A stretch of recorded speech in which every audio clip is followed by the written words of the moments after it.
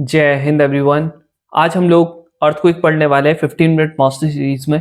आज आप लोगों के 4 मार्क्स हम लोग पक्के कर देंगे एनडीए में, और आप लोगों का सीडीएस में भी काफी ज्यादा रिपीटेड होने वाला क्वेश्चन है। अब आप लोगों को पहले मैं दिखा देता हूँ कितनी बार ये क्वेश्चन रिपीट हुआ, फिर उसके बाद मैं आपको दिखाऊंगा। यहाँ देखो, अभी रिसेंटली आप लोगों का ये एनडीए में आया था, देन आप लोगों का सीडीएस में 2022 में आया था, 2025 में एनडीए में आया था, 2025 में आप लोगों का सीडीएस में आया था, 2024 में भी आया था, 2025 में सीडीएस में वापस से वो एनडीए का था। ये आप लोगों का 2025 के फर्स्ट वाले में भी फिर से आया था। ये एनडीए का है, ये आप लोगों का सीडीएस का है। तो देख पा रहे होंगे आप लोग कितना ज्यादा अभी रिसेंट टाइम में, बीच में तुम्हें सच बता रहा हूं, बीच में थोड़ा सा इस क्वेश्चन, ये जो अर्थक्वेक है इसका क्वेश्चन वेटेज कम हो गया था, मतलब क्वेश्चंस नहीं आ रहे थे, बट अब वापस से इन्होंने स्टार्ट कर दिया है। एंड बिलीव मी और नॉट, अब आप लोगों का थोड़ा सा ज्यादा डेप्थ में आप लोगों को पूछ रहा है। तो अगर आप लोगों ने डेप्थ में नहीं पढ़ा इसको, आप लोगों का कहीं ना कहीं ये वाला क्वेश्चन नहीं होगा। तो आज आप लोगों कैसे रखे एक क्वेश्चन सीडीएस और एनडीए में दोनों में फिक्स कर सकते हैं, वो हम लोग देखने वाले हैं। कल हम लोगों ने टाइम एंड डेट पढ़ा था, आई होप आप लोगों को टाइम एंड डेट अब निकालना आ गया होगा। सेकेंडली, बहुत सारे बच्चे मुझसे डिमांड कर रहे थे, भैया टेस्ट सीरीज कुछ हो नहीं सकता क्या इसका? बिल्कुल, आप लोगों के लिए एक सरप्राइज था, यानी कि अब आपने देखा होगा तो आप लोगों की टेस्ट सीरीज सिर्फ और सिर्फ 99 की होगी। अब मेरा ये अटेम्प्ट था कि आप लोगों को कुछ चीजें मैं प्रोवाइड कर सकूं, सो दैट आप लोगों को थोड़ा सा बेनिफिट मिल सके। तो this is from my side, जो मैं आप लोगों के लिए कर सकता था। सेकेंडली, अगर आप लोग इंडिया का बैच ज्वाइन करना चाहते हो, आप कर सकते हो। अभी फिलहाल के लिए इसमें थोड़ा ज्यादा वैलिडिटी मिल रही है, और आपको पता ही है इसमें लिमिटेड सीट्स है। लास्ट टाइम जैसे इसका प्राइस 3000 था, अभी आप लोगों का, हम लोगों ने कुछ ड्रॉप किया इसके प्राइसेस में। सेकेंडली, आप लोगों को यहाँ पर जो अभी ज्वाइन करेंगे उनको वैलिडिटी ज्यादा मिलेगी, जो बाद में ज्वाइन करेंगे उनको वैलिडिटी कम मिलेगी। तो ऐसा नहीं है कि जो पहले ज्वाइन करेंगे उनको कुछ एडवांटेज नहीं मिलेगा, बिल्कुल मिलने वाला है। बहुत सारे ने ज्वाइन भी कर लिया। आई होप आप, अगर आप लोगों को भी करना है, आप जल्दी से जल्दी कर सकते हो। चलो, ये मैं आप लोगों को बता दिया मैंने। चलो अब हम लोग स्टार्ट करते हैं। देखो, आप लोगों ने ये वाला सीन मूवीज में बहुत ज्यादा देखा होगा कि भाई साहब रोडें टूट रही हैं, है ना। आप लोगों को याद होगा कि 2015-16 ऐसी कुछ में था कि आप लोगों का काठमांडू यानी कि नेपाल में इतना तगड़ा भूकंप आया था, सब आप लोगों का डिसमेंटल हो गया था, डेसिफिएट हो गया था। आप बोलोगे भैया ये तो एवेंजर्स का थीम लग रहा। अरे ठीक है भाई, ये देखो बिल्डिंग में क्रैक नहीं आते वहां, समझ रहे हो। यहाँ पर क्या हुआ है, अर्थक्वेक आया जिसकी वजह से क्या हो चुका है, जमीन हिल चुकी है। अब ये जो जमीन हमारी हिल रही है, जमीन जो हमारी हिल रही है, वो एग्जैक्टली में हिल कैसे रही है, वो अब हम लोग देखेंगे। देखो सुनो, अर्थक्वेक होता क्या है बेसिकली। अर्थक्वेक आप लोगों का ना, अगर हम लोग एक बेसिक भाषा में समझे तो आप लोगों का जो अर्थक्वेक होता है ना, वो आप लोगों का समझो कि आप लोगों का ऐसे करके हमारी ये जमीन है, ठीक है। आप लोगों का जो अर्थक्वेक होगा वो नीचे आता है, जमीन के नीचे आता है। अब टोटली डिपेंड करता है वो कितने नीचे आया। अगर ज्यादा नीचे आया तो उसकी जो फ्रीक्वेंसी होगी थोड़ा आपकी हल्की हो जाएगी, क्योंकि उसे इतना ज्यादा ट्रैवल करना पड़ेगा। अब मान लेते हैं पहली बार फ्रीक्वेंसी, अगर मान लेते हैं यहां पर आया अर्थक्वेक, अभी इस पे एनर्जी बहुत ज्यादा है, देखो जमीन के बहुत ज्यादा पास है, तो आप लोगों का क्या होगा, ज्यादा हम लोगों को इंटेंसिटी महसूस होगी। तो आप लोगों का देखो, जितने दूर आएगा, जितने डेप्थ में आएगा, उतनी कम इंटेंसिटी हम लोगों को महसूस होगी, जितना पास में आएगा और सरफेस के, उतनी ज्यादा हमको होगी। तो अर्थक्वेक बेसिकली आप लोगों का है क्या, यह आप लोगों का बेसिकली एक एनर्जी है जो आप लोगों की रिलीज होती है, ये जनरेट करती है वेव्स को। अब कैसी वेव्स को करती है वो भी मैं बताऊंगा। बाकी हर एक डायरेक्शन में आपकी वेव्स को जनरेट करती है। दैट इज, अगर यहां पर आया तो ये देखो हर एक डायरेक्शन में आप लोगों की क्या कर रही होगी, वेव्स को जनरेट कर रही होंगी, ठीक है। ऐसे करके हर एक डायरेक्शन में, ऊपर नीचे हर जगह पे, ठीक है। तो आप लोगों का ये बेसिकली क्या, अर्थक्वेक एक एनर्जी, ठीक है। अब सुनो, cause due to energetic thermal condition inside the earth. अब आप बोल रहे हो भैया ये होता कैसे करके, देखो आपको पता है ना, हमारे अर्थ के अंदर बहुत ज्यादा मैग्मा है, बहुत ज्यादा मैग्मा, मतलब बहुत ज्यादा हीट होती है, बहुत ज्यादा हीट होती है, बहुत ज्यादा प्रेशर होता है। उसकी वजह से आप लोगों का, उसको बस आने की कहीं से जगह चाहिए होती है, तो कहीं पर से अगर तुम उसको जगह मिल गई तो क्या करेगा, वॉल्केनो की फॉर्म में आ जाएगा। बट अगर जगह नहीं मिली तो यहाँ पर क्या करेगा, ट्रिमर्स करेगा। ट्रिमर्स मतलब हिलाएगा, हिलाने की वजह से रिलीज ऑफ एनर्जी होगी और वहां से हमारा अर्थक्वेक जनरेट होगा। अब देखो, मान लेता है यहां पर आप लोगों का अर्थक्वेक जनरेट हुआ, एग्जांपल ले, ये आप लोगों का जो अर्थक्वेक जनरेट होता है, इस पॉइंट को आप लोग बोलते हो फोकस एंड हाइपोसेंटर। क्या बोलते हैं, focus and hypocentre. And believe me और नॉट, ये क्वेश्चन आर्क है। The point of origin of earthquake, उसको क्या बोलते हैं, अभी यही पढ़ा हम लोगों ने, क्या पढ़ते हैं, एपिसेंटर बोलते हैं, नहीं, क्या पढ़ते हैं हम लोग, फोकस या हाइपोसेंटर। समझ रहे हो क्या बोलता है उसको, फोकस एंड हाइपोसेंटर। अब एक बार आप लोगों का मान लेता है यहां पर आप लोगों का क्या हो गया, अर्थक्वेक आप लोगों का आ चुका है। अब क्या होगा, ये अपनी वेव्स छोड़ना शुरू करेगा, हर एक डायरेक्शन में अपनी वेव्स छोड़ना शुरू करेगा। अब देखो, ये आपका सरफेस है, ये वेव्स का ना सबसे स्मॉलेस्ट डिस्टेंस समझो, ये आप लोगों का क्या है, ये क्या है आप लोगों का, आप बोलोगे ये हमारा क्या है, सरफेस ऑफ अर्थ है। ये जो पॉइंट होता है यानी कि सबसे छोटा डिस्टेंस हमारे एपिसेंटर, हमारे हाइपोसेंटर से या फोकस से सबसे छोटा डिस्टेंस, जब ये कहां पर पहुंच जाएगा, अर्थ के सरफेस पे पहुंच जाएगा, बस उसी को हम लोग बोलते हैं एपिसेंटर। तो हाइपोसेंटर क्या हुआ, जहां से ओरिजिनेट होता है, और एपिसेंटर क्या हुआ, जहां पर सरफेस में सबसे पास होता है। ठीक है, इस पॉइंट का सरफेस का जो पॉइंट होता है वो सबसे पास होता है, जहां पर से आप लोगों का अर्थक्वेक बना, वहां से सरफेस पे जो सबसे पास की डिस्टेंस होगी उसी को हम लोग एपिसेंटर बोलते हैं। समझ में आ गया। तो आप लोगों का जहां से आप लोगों की एनर्जी आप लोगों की रिलीज हुई, इसको हम लोग फॉल्ट बोलते हैं। फॉल्ट या फिर इस पॉइंट को फोकस बोलते हैं या हाइपोसेंटर बोलते हैं। जो आप लोगों का सरफेस से सबसे मिनिमम डिस्टेंस होगा, सरफेस का सबसे मिनिमम डिस्टेंस फोकस से, उसको हम एपिसेंटर बोलते हैं। अब आप बोल रहे होंगे भैया हमने ना अक्सर ना पता है क्या देखा है, वो ना ऐसे करके ना कुछ ना ऐसे करके, वो एक डिवाइस होता है ना, साइंटिस्ट वगैरह यूज करते हैं, इससे ना अर्थक्वेक कैसे नापते हैं, है ना। उस डिवाइस का नाम क्या होता है, उसका नाम होता है सिस्मोग्राफ। तो आप लोगों का जो अर्थक्वेक होता है कि इतने का आया, इतना मैग्नीट्यूड का आया, भैया 8 का आया, 7 का आया, 6 का आया, ये किसकी वजह से होता है, सिस्मोग्राफ की वजह से। हम लोग रिकॉर्ड कर पाते हैं वेव्स की कितना ज्यादा, आप लोगों का जो है ना इंस्ट्रूमेंट जो आप लोगों के वेव्स के मेजर करता है, वो आप लोगों का क्या होता है, सिस्मोग्राफ। अब जो आप लोगों का ये हम पढ़ते हैं 8, 7, 6, 5, ये क्या होता है, उससे पहले हम लोग यहाँ पर ये पढ़ते हैं एग्जैक्टली में, अभी हमने पढ़ा कि ये वेव्स होती है। कौन कौन सी वेव्स होती है, देखो 2 टाइप की आपकी वेव्स होती है। कौन कौन सी होती है, एक होती है आप लोगों की बॉडी वेव, एक होती है आप लोगों की सरफेस वेव। अब आप बोलोगे भैया बॉडी वेव्स, देखो सुनो, यहां से जो जा रहा है, ये जो आप लोगों के जा रहे हैं ना, ये सारा का सारा क्या है, बॉडी वेव है। क्या है, ये बॉडी वेव है। ठीक है, अब बॉडी वेव ये है, इसने वेव्स छोड़ दी। अब क्या हुआ, जैसे ये बॉडी वेव सरफेस पे पहुंची, अब ये क्या बन चुकी है, ये आप लोगों की बन चुकी है सरफेस वेव। मतलब सिंपल सी बात है, पहले तो आप लोगों की बॉडी वेव आएगी और बॉडी वेव के थ्रू ही आपकी सरफेस वेव बनेगी। कैसे, जब वो सरफेस पे आ जाएगी फिर वो क्या बनेगी, सरफेस वेव। समझ रहे हो। तो देखो यहां पर 2 टाइप्स की वेव है। कह रहा आप लोगों की body wave generated due to release of energy at focus and move at all direction. जो बॉडी वेव होगी वो आप लोगों की सारी डायरेक्शन में मूव करेगी। जो आप लोगों की सरफेस पे पहुंच जाएगी जो वेव, उसी को हम लोग बोलते हैं सरफेस वेव। यानी कि body waves interacting with the surface rock generate new set of wave. अब सुनो, बॉडी वेव्स तो हर डायरेक्शन में जाएगी, जो वेव सरफेस पे पहुंच गई उसको हम बोलते हैं सरफेस वेव। अब देखो सरफेस में भी 2 तरीके से वेव्स चलती है। अब आप बोलोगे हाँ भैया, यहां देखो ये पॉइंट था, ऐसे ऐसे करके आप लोगों की गई, अब ये तो साइड डायरेक्शन चल रही थी, ये तो इधर भी चल रही थी, ऐसे भी हर जगह पर चल रही थी। अब जो आप लोगों की सरफेस पे आई ना, अब इसके बाद भी ना आप लोगों की 2 डायरेक्शन चलेगी, एक ऐसे चलेगी और एक आप लोगों की ऐसे ऐसे करके चलेगी। मतलब एक आप लोगों की इसके अलोंग चलेगी और एक आप लोगों की ऐसे करके चलेगी। अब ये कौन सी होती है, सुनो। अब इसके बाद आप लोगों का सरफेस वेव आपको आगे समझ में। अब क्या होगा, अब इसके बाद आप लोगों की जो सरफेस वेव होती है वो भी 2 टाइप की होती है। कौन कौन सी, एक होती है पी वेव जिसका नाम होता है प्राइमरी वेव, एक होती है आप लोगों की एस वेव जिसका नाम होता है सेकेंडरी वेव। प्राइमरी वेव क्या होती है, प्राइमरी वेव आप लोगों की पहली बार बहुत तेजी से जो आप लोगों की सरफेस के अलोंग आप लोगों की मूव कर जाती है ना, वो होती है। अब जो सरफेस के अलोंग करेगी, बहुत तेजी से मूव कर रही है, इसीलिए ये क्या होती है, लेस डिस्ट्रक्टिव, बहुत तेजी से मूव कर जाती है। ठीक है। सेकेंडली, ये साउंड वेव की तरह होती है, फास्ट मूव करती है, अराइव जल्दी हो जाती है तो फट से निकल भी जाती है। ठीक है। एंड आप लोगों को ध्यान में रखना है, ये आप लोगों की गैस में भी ट्रैवल करती है, लिक्विड में भी ट्रैवल करती है, सॉलिड में भी ट्रैवल करती है। कौन, ये आप लोगों की प्राइमरी वेव, पी वेव। कहां से निकली है, सरफेस से निकली है। ठीक है। एंड ये क्या करती है, parallel to the vibration of the wave. ये मैंने बोला ना, स्ट्रेट चलती है, पैरेलल चलती है। समझ रहे हो, इसीलिए क्या नहीं करती, डैमेज नहीं करती।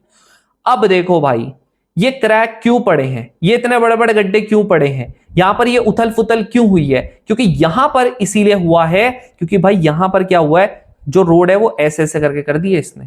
ठीक है, ऐसे करके जो ताऊ है ना, इसने ऐसे ऐसे करके जो वेव्स है ना हमारी, इसने ऐसा काम कर दिया कि आप लोगों का ये बार बार क्या कर दिया, इसने ऐसे ऐसे करके क्या कर दिया, काम कर दिया। कैसे किया, ये किसने किया, ये आप लोगों का एस वेव ने किया। एस वेव क्या होती है, पहली बात इसका नाम होता है सेकेंडरी वेव। ये ज्यादा डैमेज प्रोवाइड करती है, क्यों, क्योंकि ये ऐसे करके चलती है, हर चीज को उछालते हुए चलती है। अब उछालते हुए चलेगी और ये धीरे चलती है, कह रही पहले उछल फिर चलूंगी आगे, चल उछल फिर चलूंगी आगे। तो ये उछलते उछलते चलती है, तो उछलते उछलते चलेगी, इसीलिए आप लोगों का हेल्प ये क्या करती है, ज्यादा डिस्ट्रक्टिव होती है। सेकेंडली, ये सिर्फ और सिर्फ सॉलिड में चलती है, कह रही है तोड़ तोड़फोड़ करूंगी सॉलिड में करूंगी, इसीलिए सिर्फ और सिर्फ जितनी एनर्जी है सारा तोड़फोड़ में लगाती है सॉलिड में, ठीक है। सेकेंडली परपेंडिकुलर चलती है, तो आप लोगों की ऊपर वाली पैरेलल चलती है, कम डैमेज प्रोवाइड करती है, ये परपेंडिकुलर चलती है इसलिए ज्यादा डैमेज प्रोवाइड करती है। एंड साउंड एंड वेव में बताया था ना, जो ऐसे करके चलती है इसको क्रेस्ट बोलते हैं और इसको ट्रफ बोलते हैं, बताया था, हाँ जी बताया था, याद होगा। एंड बहुत ज्यादा इंपॉर्टेंट, आप लोगों का ना जो सेकेंडरी वेव होती है, इसी से हम लोग इंटीरियर ऑफ द अर्थ के बारे में ही पता कर सकते हैं कि भाई अर्थ के अंदर चल क्या रहा है। अब ज्यादा डैमेज प्रोवाइड कर रही है मतलब अर्थ के अंदर ज्यादा एनर्जी थी, कम डैमेज प्रोवाइड कर रही है तो अर्थ के अंदर कम एनर्जी थी, ठीक है। सेकेंडली कुछ आपने पॉइंट्स यहां पर ध्यान में रखने, जैसे देखो यहां पर क्या है, move along the surface. Surface wave क्या करती है, मूव करती है, अलोंग द सरफेस करती है। अगर वेलोसिटी चेंज होगी तो आप लोगों की डेंसिटी भी चेंज होगी, ठीक है। वेलोसिटी ज्यादा तो डेंसिटी भी ज्यादा, या डेंसिटी ज्यादा तो वेलोसिटी भी ज्यादा, इसीलिए their direction also changes as they reflect or refract from the material. अब बहुत भारी आपके सामने कुछ चीज आ गई, मान लेते हैं आप वॉल के आपके सामने क्या आ गया, हिमालयास आ गए इतने बड़े, क्या उनको हिला पाएगी, नहीं हिला पाएगी क्योंकि वो बहुत ज्यादा बड़े हैं, उन पे कितनी भी एनर्जी लगा दो नहीं टूटते वो, ठीक है। आगे तुम्हारा घर आ गया छुटका सा आ गया, ले भाई समझ रहे हो, तुम्हारी एक्स का आ गया, ले काम कर दिया उसने, समझ रहे हो। तो इस तरीके से अब देखो हम लोग सुनते हैं कि भैया वहां ना 8 मैग्नीट्यूड का अर्थक्वेक आ गया था, ठीक है। अब किसी ने बोला भैया हिमालयास में ना 9 मैग्नीट्यूड का अर्थक्वेक आ गया था, लेकिन भैया वहां तो कुछ हुआ ही नहीं। बट भैया उस दिन जो नेपाल में आया था वो 8.1 मैग्नीट्यूड का भूकंप आया था और भैया सारा टूट गया, जो हिमालयास में 9 का आया तब कुछ नहीं हुआ। ये क्यों हुआ, क्योंकि देखो इस पे भी ना दो तरीके हैं। अब आप बोलोगे क्या जो तरीके हैं, देखो हमारे पास ना दो तरीके मेजर करने के, एक होता है इंटेंसिटी ऑफ शॉक, यानी कितना तगड़ा आया, समझ रहे हो, कितना तगड़ा, कितने तेज से हिला, कितनी ज्यादा एनर्जी रिलीज हुई, एक वो तरीका। सेकेंडली आप लोगों का कितना डैमेज हुआ। अगर मान लेते हैं सिटी में कोई भूकंप आया, ठीक है, सिटी में कोई भूकंप आया तो आप लोगों का डैमेज ज्यादा हुआ, भले छोटा भूकंप आए, इंटेंसिटी कम हो कोई दिक्कत नहीं, ठीक है, तब भी डैमेज होगा। लेकिन अगर आप लोगों का दूर जंगलों में अगर चाहे कितना भी तगड़ा भूकंप आ जाए हमको कुछ डैमेज ही नहीं होगा। तो आप लोग जब इंटेंसिटी ऑफ शॉक को मेजर करते हो ना, ये आप लोग करते हो मैग्नीट्यूड स्केल में, जो आप कहते हो 8 का आया, 9 का है, 8.5 का है, ये होता है हमारा रिचर स्केल। कितना, कौन सा, रिचर स्केल। और ये 1 से लेकर 10 तक होता है। आप लोगों का लॉन्गिट्यूड, ये क्या होता है, लॉगरिथम स्केल होता है।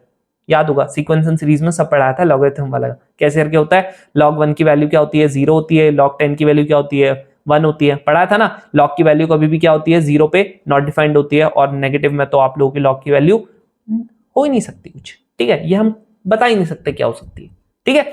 तो ये आप लोगों का होता है। बाकी आप लोगों का एनर्जी कितनी रिलीज हुई है ये बताने का काम आता है रिचर स्केल 1 से लेकर 10 तक। दूसरा हमारा होता है मार्केली स्केल। मार्केली स्केल जो होता है वो डैमेज बताता है, कितना डैमेज हुआ है। काठमांडू में बहुत ज्यादा डैमेज हुआ, जो हिमालयस में इतना तगड़ा भूकंप आया कुछ डैमेज नहीं हुआ, तो मार्केली स्केल में बोलेंगे भैया कुछ भी नहीं हुआ, हिमालयस में 1 आया, ठीक है, 1 से लेकर 12 तक होता है, इसमें 1 आया क्योंकि कुछ डैमेज ही नहीं हुआ। ये कह रहा भाई वहां पर नेपाल में इतना तगड़ा डैमेज हुआ था कि 12 होगा, समझ रहे हो। तो यहां पर विजिबल डैमेज जो हमको दिखता है वो बोलते हैं, और इसको हम इंटेंसिटी स्केल भी बोलते हैं, ठीक है। अब कुछ और चीज आप लोगों को समझ में आ गया ना। पहले बॉडी वेव्स आएंगी, बॉडी वेव्स जैसी सरफेस पे पहुंचेंगी सरफेस वेव बनेंगी। बॉडी वेव्स तो सारी डायरेक्शन में जा रही है, सरफेस वेव से सरफेस पे जा रही है। अब सरफेस वेव भी दो टाइप की होती है, एक होती है P that is primary wave, एक होती है सेकेंडरी वेव।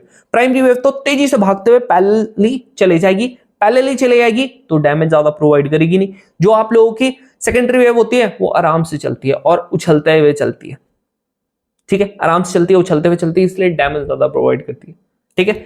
अब सुनो, ये ना शैडो जोन होता है। शैडो जोन का मतलब क्या होता है, मान लेते हैं हम तुम लोगों को आई पढ़ाया था, है ना, आई पढ़ाया था ऑप्टिक्स में। मैंने कहा था ये हमारी आई होती है ना, ऐसे करके हमारी आई होती है।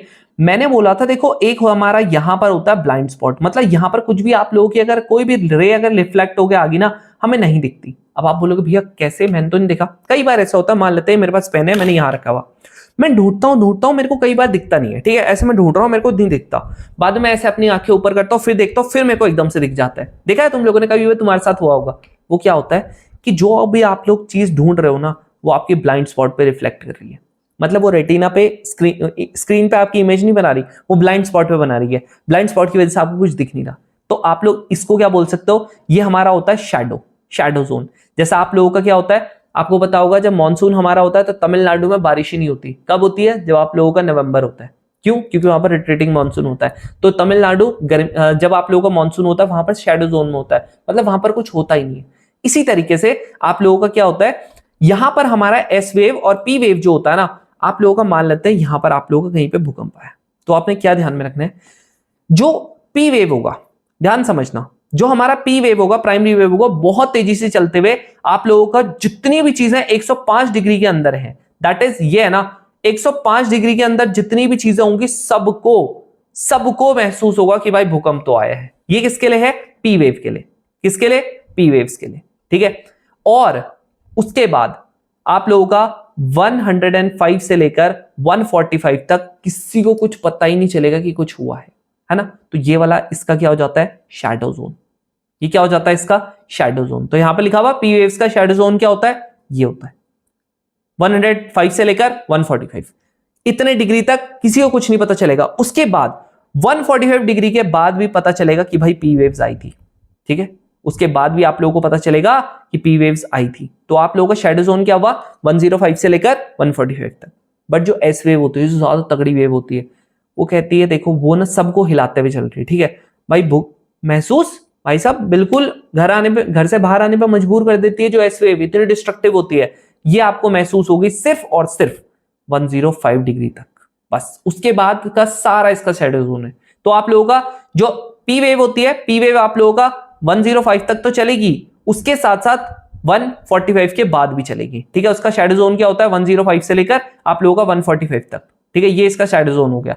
बट अगर एस वेव की बात करते हैं तो एस वेव आप लोगों की सिर्फ और सिर्फ कहां तक चलेगी? 105 डिग्री तक, खत्म, ठीक है। अब आप बोलते हो भैया सुनामी भी आती है। सुनामी जो होती है ना, अगर मान लेते हैं हमारे क्या हो गया, ये हमारा बहुत ज्यादा पानी है, ओशियन हो गया, ओशियन के अगर नीचे आ गई, ठीक है। अब मैंने क्या बोला? अर्थक्वेक की एनर्जी है, तो ये क्या करेगा? ये एनर्जी इस पानी में ट्रांसफर करेगी, तो बड़ी बड़ी वेव्स आती है। बड़ी बड़ी वेव्स कैसे? क्योंकि यहां से इसको एनर्जी मिली है। तो आप लोगों के क्या होता है? सुनामी। सुनामी एक्चुअली में आप लोगों का जनरेट होता है बाय द ट्रिमर्स, यानी कि जो अर्थक्वेक हमारा उसके अंदर आता है उसके थ्रू होती है। सुनामी कोई आपका अर्थक्वेक नहीं है। वो क्या हुआ है? अर्थक्वेक बेड में आया है, अब उसने क्या कर दिया? अपनी एनर्जी ट्रांसफर कर दी वाटर में। अब वाटर आप लोगों की बड़ी बड़ी वेव्स लेके चल रही है, समझ रहे हो? ये चलो, now comes the last thing. अब लास्ट थिंग क्या होती है, उससे पहले कुछ क्वेश्चंस कर लेते हैं। जैसे यहां क्या लिखा हुआ? विच one of the following is the other term for focus? Other term for focus hypocentre.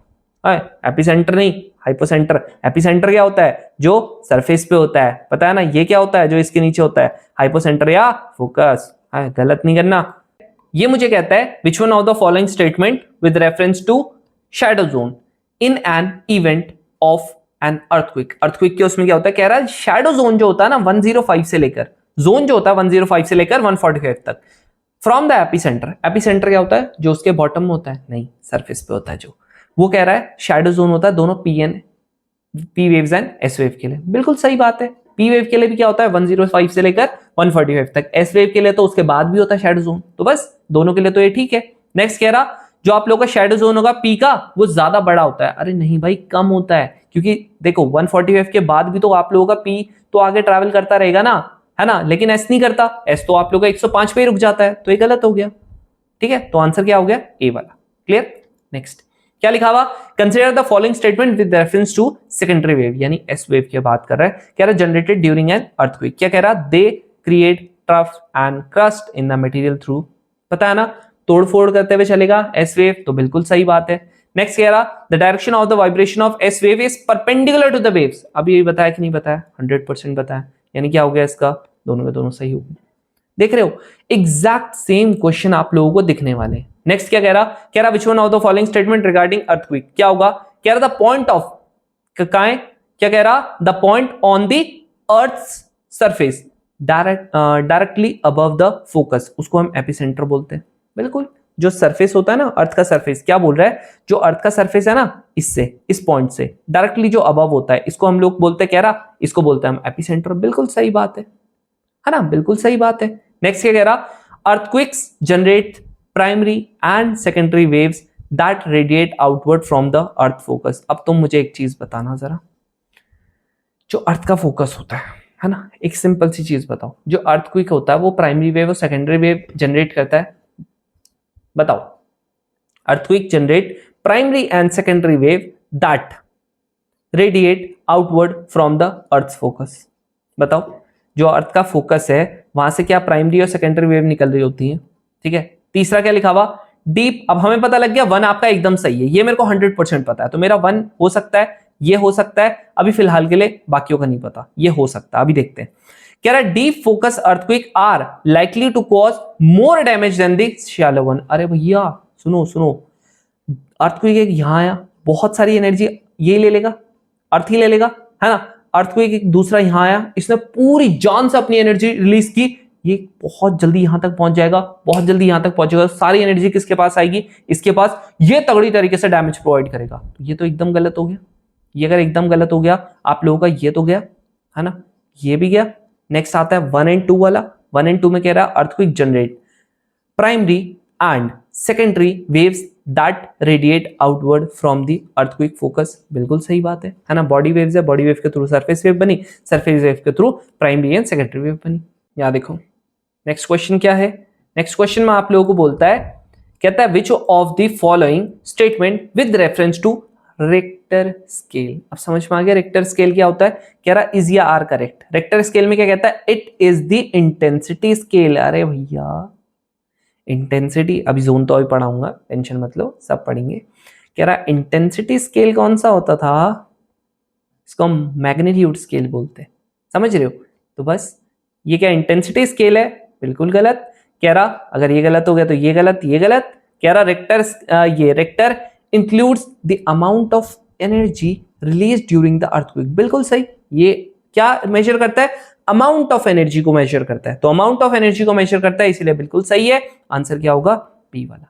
Clear, आगे बढ़े। यहां पर कह रहा which of the following statement with reference to L wave या फिर long wave generated by the earthquake is या are correct. They follow the earth circumference, they travel at more or less at a constant speed. अब आप लोगों का L wave क्या होता है, देखो भाई सुनो, एल वेव आप लोगों की ऐसी वेव होती है ना, जब आप लोगों की बॉडी वेव्स होती है ना, हमने बोलता है एक होती है पी वेव, एक होती है आप लोगों की एस वेव, और एक होती है आप लोगों की एल वेव। याद रखना एल वेव ना, देखो जो ये है ये तो एकदम पैरेलल चलती है।